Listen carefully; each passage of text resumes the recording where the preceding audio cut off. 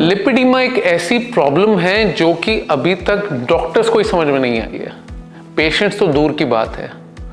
जी हाँ, अगर आप ये लोग वीडियो देख रहे हैं तो आपने भी इस टर्म का नाम सुना होगा, specially females who are suffering from the fact कि lower part of the body is heavier and is much bigger than the upper part of the body. ये प्रॉब्लम लिपिडीमा हो सकती है और ये फैमिलीज में भी रन कर सकती है, आपके मदर साइड पे, नानी की साइड पे, बुआ की साइड पे, और उस पे भी रन कर सकती है। And yes, it can affect you badly, not only cosmetically but functionally also, because you experience pain, discomfort, nodules and आपकी लाइफ हेल बना देता है। सो आज हम एक स्टोरी डिस्कस करने वाले हैं 40-year-old फीमेल जो मेरी ओपीडी में आई थी एक प्रॉब्लम के साथ, लिपिडीमा। हमने डायग्नोज कैसे करा लिपिडीमा, क्या होता क्या है लिपिडीमा।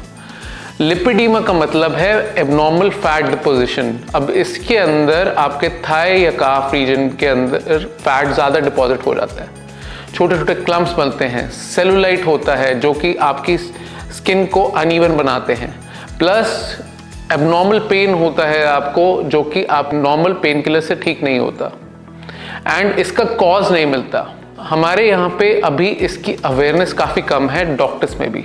हमें लगता है मोटापा है, ये तो अपना डाइट एक्सरसाइज से ठीक हो जाएगा, आप ही कुछ कम एफर्ट कर रहे हो, हमने तो पूरा ट्राई कर लिया।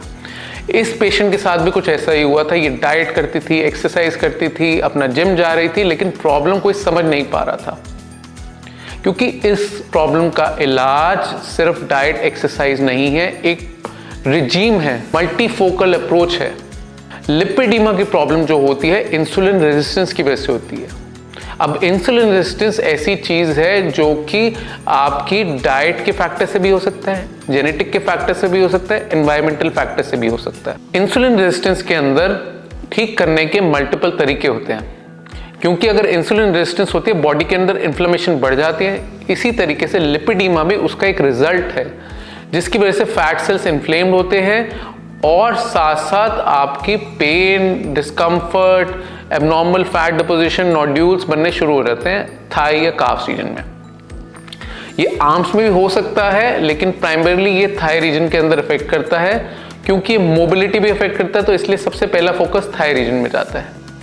अब इस पेशेंट के साथ भी ऐसा ही हुआ।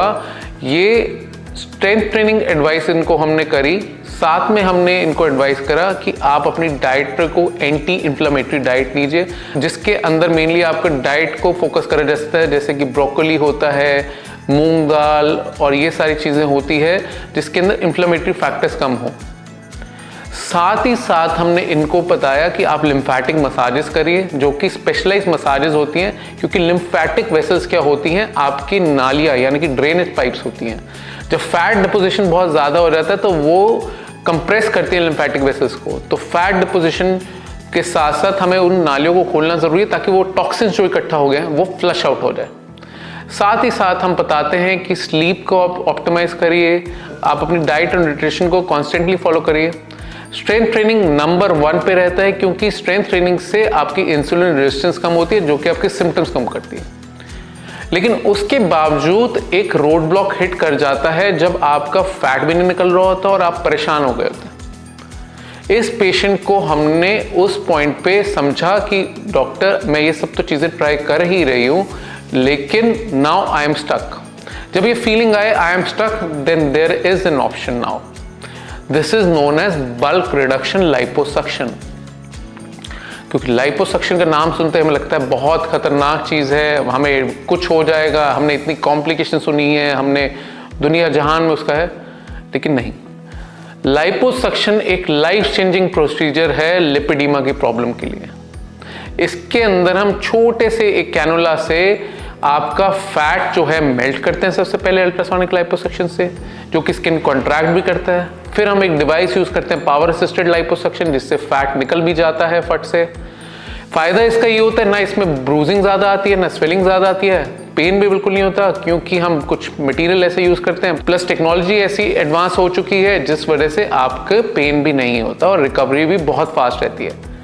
जनरली आप सेम डे या अगले दिन घर भी जा सकते हैं और 3 से 4 दिन के रेस्ट के बाद आप अपना आराम से एक गारमेंट पहनना होता है और आराम से आप घूम सकते हैं।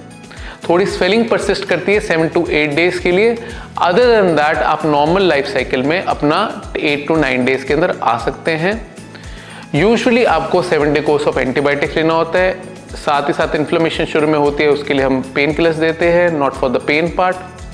Plus recovery is also smooth and the results also you get an immediate idea कि कितना फैट जो है डीबल्क यानी कि निकल चुका है, एंड विद इन 2-3 वीक्स आपके सिम्टम्स में भी आपको फर्क आना शुरू हो जाएगा, जैसे कि पेन, नोड्यूल्स, साथ ही साथ अपीयरेंस ऑल्सो।